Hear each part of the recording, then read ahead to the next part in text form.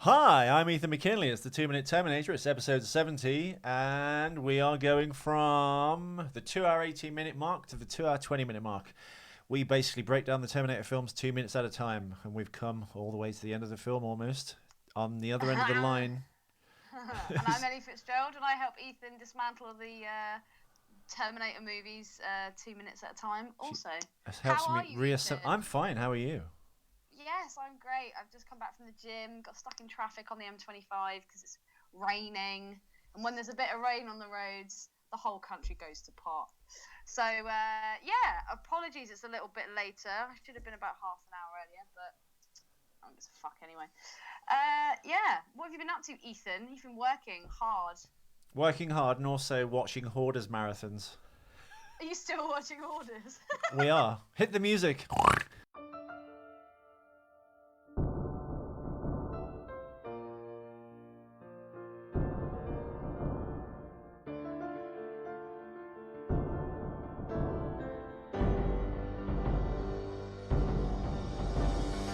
Watch out for machines, they're unstoppable.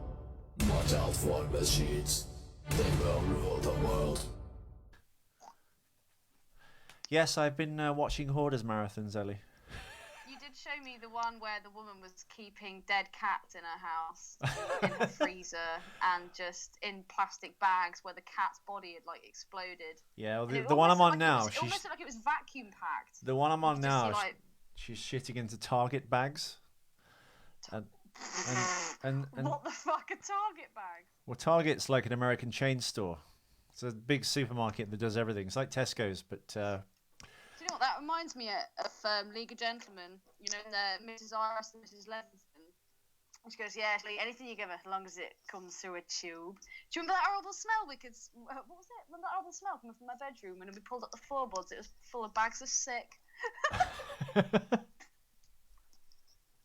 I think it was Morrison's bags, actually. That was back in the day when Morrison's was just up north. What the fuck? So she shits into bags and just keeps it? yeah, or like nappies and stuff. Oh, God. They've got like food in the fridge that's years old and they still eat it. They don't want to get rid of anything like a thimble or a piece Do of they not paper. get seriously ill?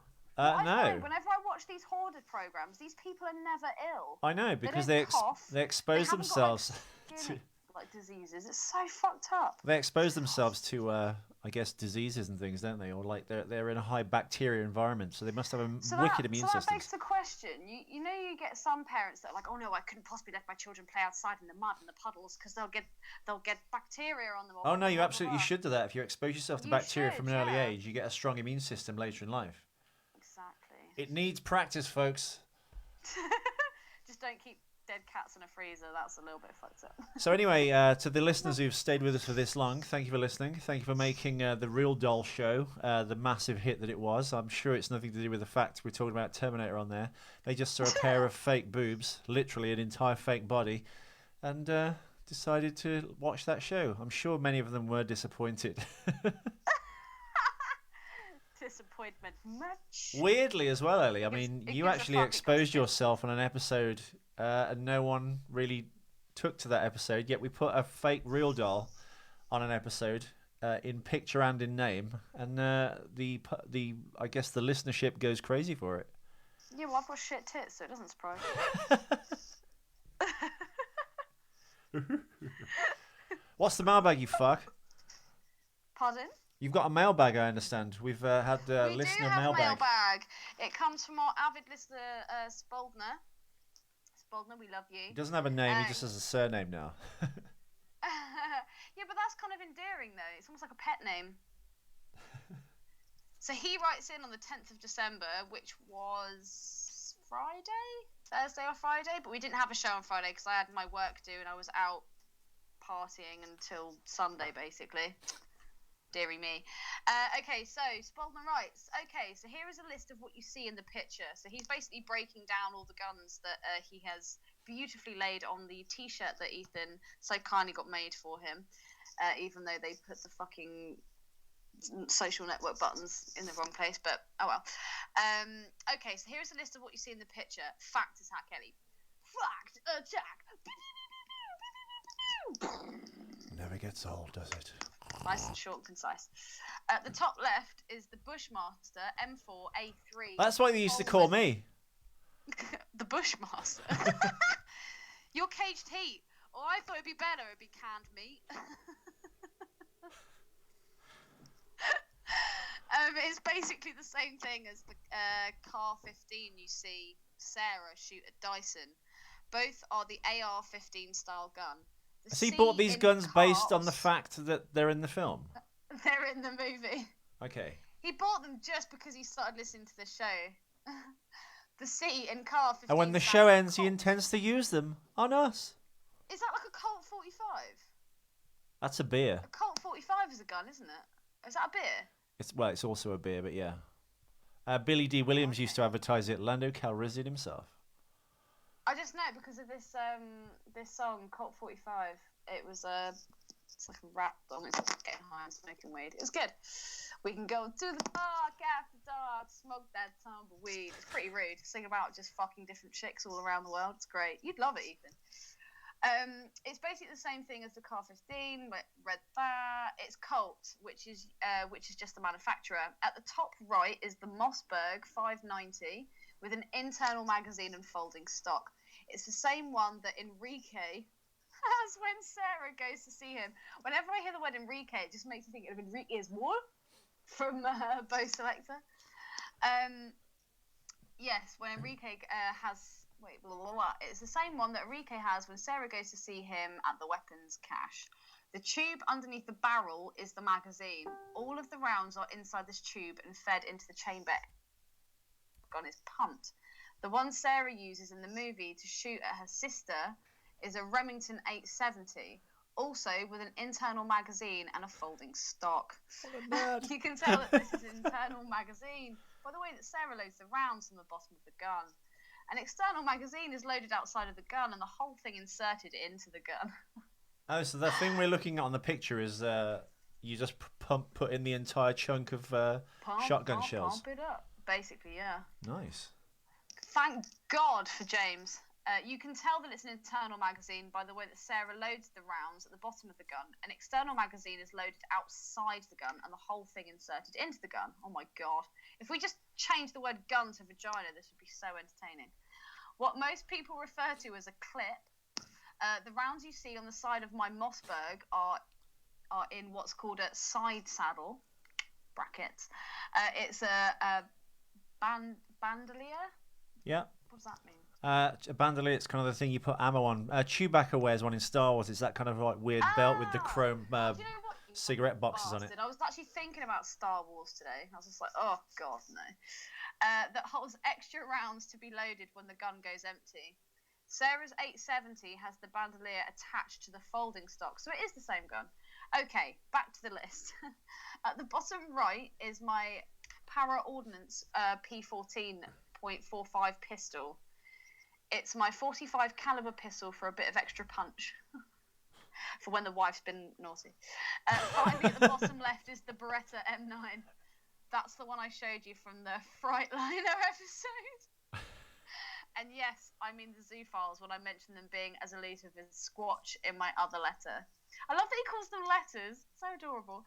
Also, just like in Brazil, it's not uncommon in Afghanistan for the late night rendezvous between a man and his neighbour's donkey. Go online and search night vision, Afghanistan and donkey together and check out what you find. Yes, Boldner! Oh my God! He's giving us fucking new material. This is great. Sometimes on night patrols, night vision gets recorded and sometimes they catch lonely Taliban looking for some love. And sometimes they end up on YouTube. So what, night vision Afghanistan? Night vision, Afghanistan and donkey. Ethan's on the case. Is this not kind of like faux war propaganda though? Faux war. I could give a fuck, mate. If I can see a Taliban fucking a donkey, I'm happy. Check out AH-64 FLIR and AC-130 FLIR. For some added fun. Ellie will have a good laugh at it all. I'm sure. Okay, that's all for now. Have a good night, guys. Oh, thank you, Spaldner. Thank you, Spaldner. And I also have to thank John for The granting Bigfoot my picture wish of putting Robert Patrick's head on the body of Bigfoot. That is fucking awesome. I absolutely loved it. So good. Thank you so much, John. See, Ethan, ask and you shall receive. Wow. Wow. Well, that tickled me. I love that Spalding is like giving us like tips on how to find more animal porn. It's great. We love you, James. I feel like we need a new T-shirt with like, I don't know, like a sexy guinea pig on it or something. I don't know. A Terminator guinea pig. Maybe you could get Misty to like pose in some provocative like ways and take some photos, and we can put it on a T-shirt. Yeah. And we can send it to our Zoophile listener. So, Ethan. Yes. This 2-minute clip. Do you have any facts, and I can do another fact attack? It's been at least 3 days. Yes, we do in fact have a lot of fact attacks. Fact attacks. That just sounds like a horse.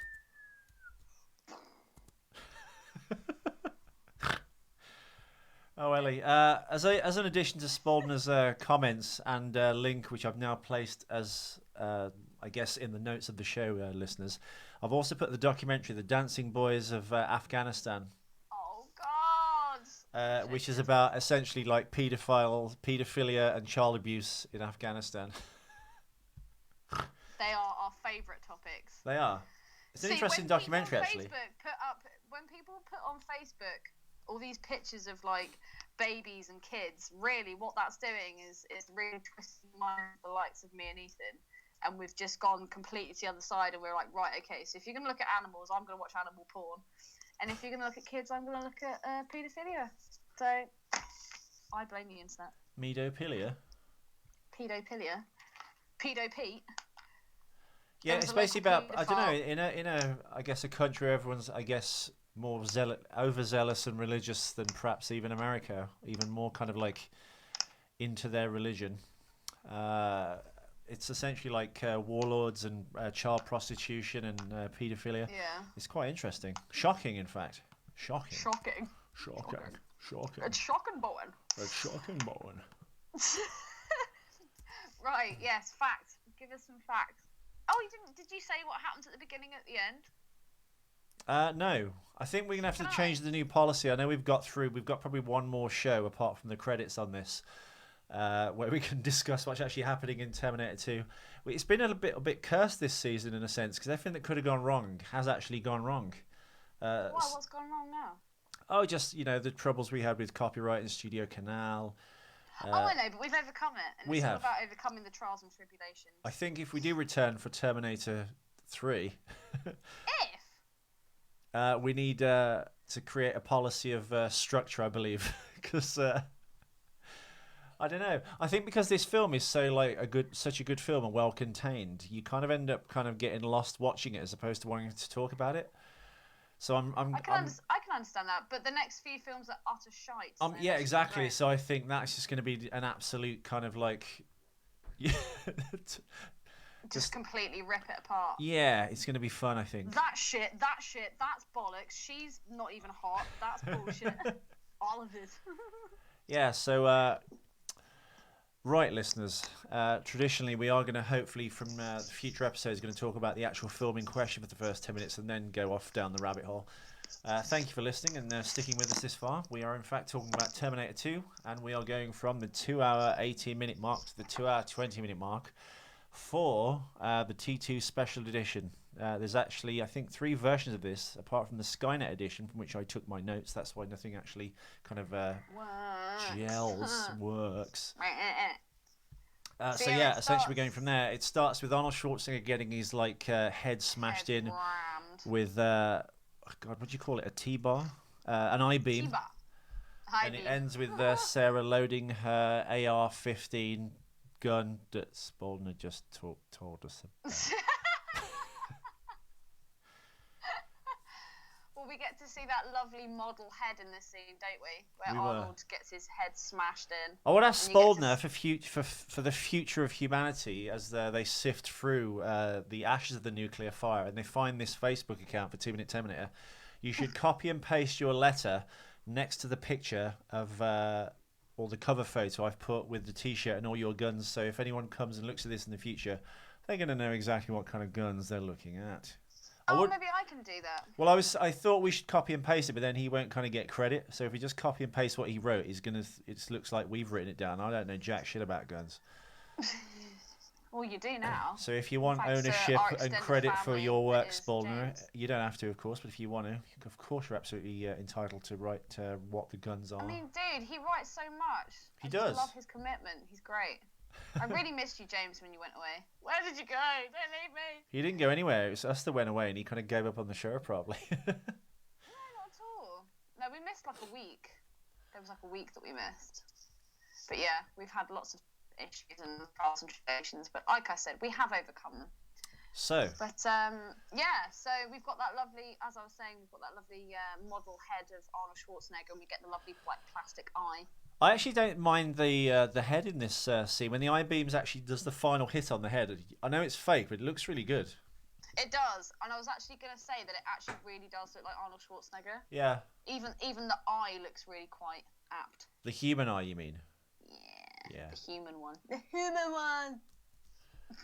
Yeah, no, it's very I hate good. this scene though. I love it, but I hate it because it's just like, I don't know. It's watching someone that's helpless just have the utter shit kicked out of them. It's like, I don't know.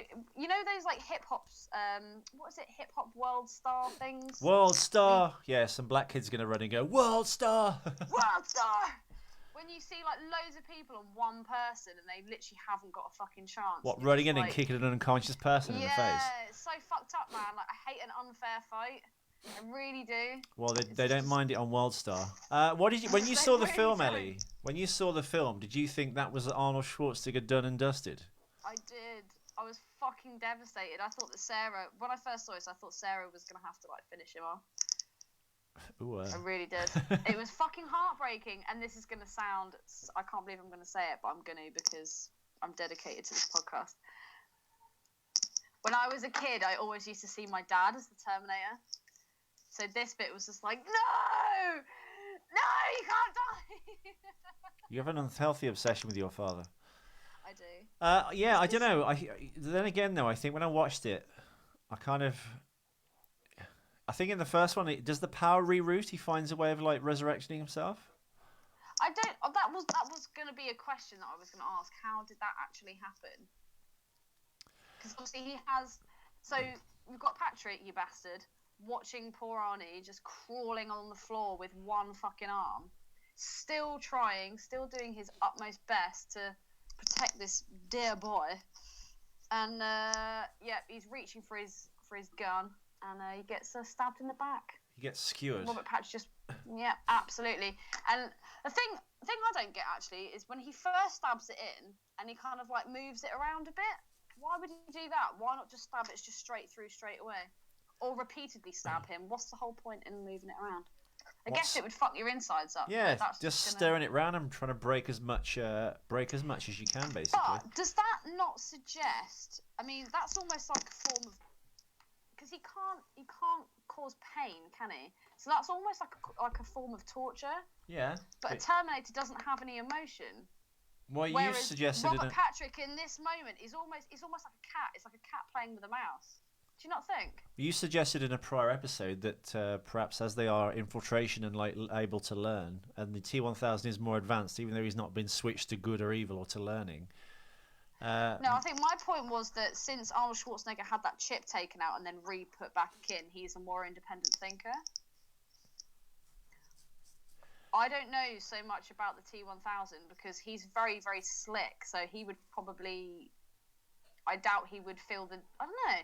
Well, no, I but don't know when what his learning capabilities would be like, but he is. It's almost like he's enjoying it. Yeah, but He's when he playing meets, with him, he's watching him crawl, and he's just like, yeah. this is the problem with a delay. That on almost internet. shows emotion, don't you think? This is the problem with the delay on Skype. She just keeps talking, and you can't get a word in. I think because he's more advanced, Ellie, as we've seen when he speaks to John's foster parents, he's got like, he can smile and do the nice guy thing. Maybe he's got this kind of like, Malevolent. a level of malevolence and enjoyment in what he does, maybe.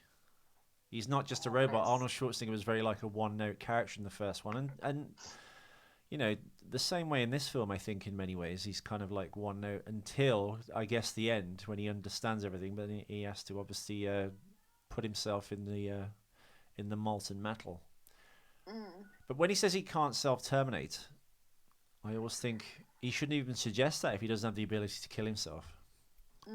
Even if he was switched to good. I don't know, strange. But the power, it's so sad. the power rerouting, you think, yeah, but I don't know. Is it a cop-out? Is it a cop out? I don't know, but I just remember being absolutely devastated when I first saw it, and I was like, no! And you see his hand go to reach one final time, and it just goes. When the power does actually reroute, and you see the eye kind of like come back online, and the pupil get bigger, as it were. Yeah. That was actually a giant-sized eyeball, a bit like in the first Terminator film, the exact same shot almost. When you see the eye looking around, it was like a giant-sized eye, made obviously over scale to get maximum detail and realism to it. So what is it? Is that like a little LED inside? Yes, basically. Yeah. That's so cool. And then we get like the flickering screen come back on, and it says, "Oh no, it's this alternate power." So Yeah. what's that? Is that like an internal like battery? Yeah, well, I guess there's different power sources. I'm sure some Terminator fan fiction fan God, could they tell you made what that these is. Terminators good, didn't they? Well, not until the third one. But the third one, they actually deal with that. He has that power cell in his chest, doesn't he, that he cuts out, Yeah. and it's like a mini nuclear bomb because it gets ruptured. It's a bomb. Get down. Get down, it's a bomb. So yeah, no, it's interesting. I don't know. I don't know. I don't know. You sound tired, Ethan. I'm a little tired. Why are you so tired? I have no idea. I just I have no I'm a idea. little bit Is it- tired. Is it the cold weather? Maybe. Driving home for Christmas. You've been singing that for the last few days. See the guy in the car next to me. He's just the same. What's your favourite Christmas song? Wish It Could Be Christmas Every Day by Wizard. Really? Yeah. You fucking faggot. You you hate that one, don't you? I fucking hate that song. If it could be Christmas. Ugh. And what do you No. like? Not a bit of me, mate. Not a bit of me. What do I like? I like White Christmas and Snowman Came Travelling. Yeah. Bit more of like their hippie heroin kind of era. Not so much White Christmas.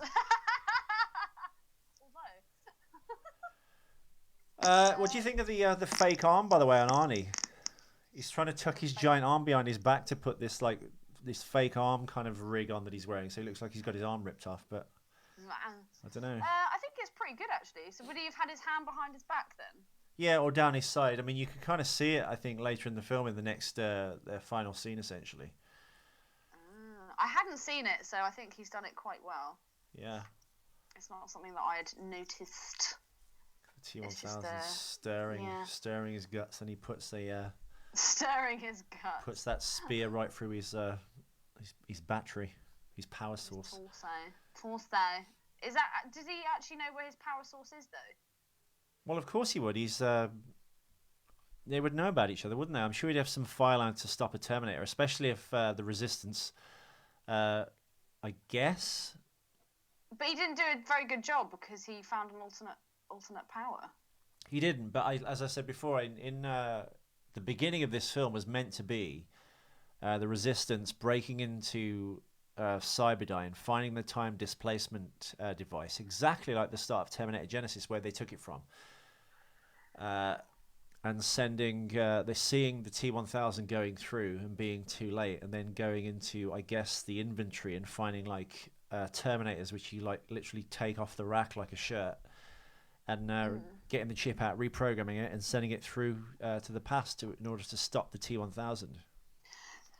So how did they shoot the scene? You know when he actually pushes the pole straight through his back? Yeah. You actually see it go through. Obviously, it doesn't really go through. Yeah. But it really looked like it actually goes through. How would they have done that? Let me look. I imagine it's a bit like a few episodes back when we had that kind of knife trick. So the knife goes through.